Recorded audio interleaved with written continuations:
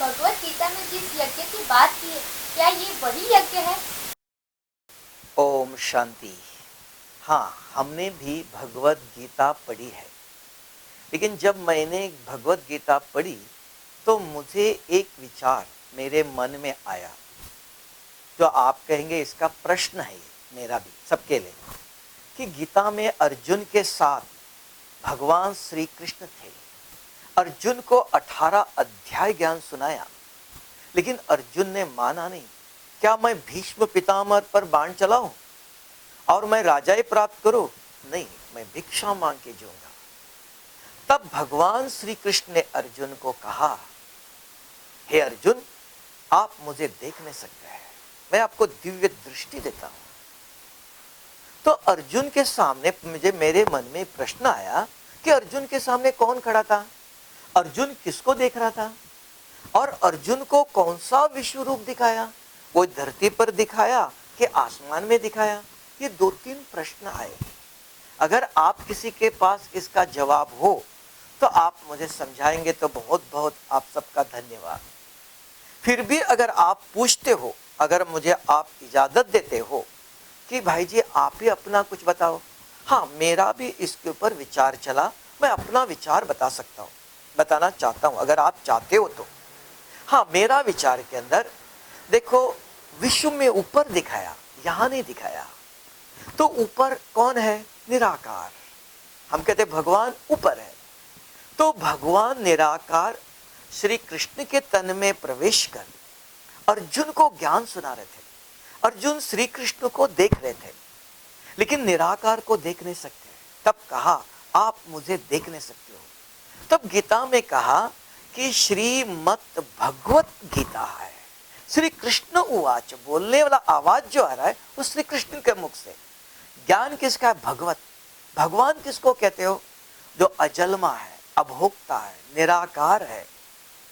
तो वो सुना रहे। वो मैंने इस ईश्वरीय विश्वविद्यालय में माउंट आबू में देखा कि यहाँ गुलजार दादी करके है, उनके तन में आके जो ज्ञान सुना रहे, मैं यहाँ जब सुना तो मुझे लगा यही वो गीता ज्ञान है। अब मेरा भ्रम हो सकता है, लेकिन आपको भी कभी आ करके देख सकते हैं, क्योंकि इंग्लिश में कहते हैं सत्य क्या है? You must see and you must listen at the same time. सुनना और देखना। अब तक हम सुन रहे हैं, देखा नहीं था। यहां आप अपने आंखों से देख लो और सुनो, और निर्णय करने का हर एक को अधिकार है। तो मैंने देखा जो यज्ञ है, रुद्र यज्ञ का, वो यहां आके देखा। ये पिछले 4 प्रकार के यज्ञ सुनाया गीता में भी। एक धन संग्रह अर्थ यज्ञ है, एक है प्रतिष्ठा के लिए यज्ञ है, एक है लोक संग्रह अर्थ यज्ञ है, एक ज्ञान को प्राप्त करने के लिए यज्ञ है। देख लीजिए, इस रुद्र यज्ञ से आप पूछेंगे क्या फायदा है? ये रुद्र ज्ञान यज्ञ से कहा, मन मना भव, मन मेरे से लगाइए। वो कौन? निराकार भगवान कहता है, जो सच्चित आनंद स्वरूप है। उसके शक्ति से जो आत्मा पतित आत्मा है। आप पूछेंगे पतित कैसे कहते हो? हर एक को अपना स्वप्न बताता है। रात को आंखें बंद करके सोते हो, देख लो किस प्रकार के स्वप्न आते हैं। ये अंदर पाप है। इस पाप को मिटाने के लिए ये रुद्र यज्ञ के अंदर एक विधि बताया, आत्मा समझ मुझे याद करो। तो मेरे शक्ति से आपके अंदर जो संचित पाप है उसको आप भस्म कर सकते हो। अगर आत्मा के पाप भस्म हो गया, इस ब्रह्मांड के अंदर एक ऐसी व्यवस्था है क्या कि पाप आत्मा इस सृष्टि की संपत्ति का उपभोग नहीं कर सकती है। पुण्य आत्मा ही, पवित्र आत्मा ही सृष्टि की संपत्ति का उपभोग कर सकती है। आज भी आप देख रहे हो, डनलप गद्दी है, कार है, सब कुछ है, लेकिन अंदर पाप है। न सो सकता है, न कुछ खा सकता है। ये नहीं खाओ, ये नहीं खाओ, शुगर है, तो क्या अंदर पाप है? तो भगवान इस रुद्र यज्ञ के द्वारा ये संदेश दे रहा है कि पाप मिटाओ। अगर पाप मिटाया कैसे? आत्मा समझ मुझे याद करो, मुझ निराकार परम पिता परमात्मा को याद करो। वो सत्य है, चैतन्य है, उसके शक्ति से अगर पाप मिटाते हो, आज भी विश्व में सुख है, संपत्ति है, सब कुछ है। भारत गरीब नहीं है, भारत में रहने वाले गरीब है। भारत में किसी की कमी नहीं आज भी।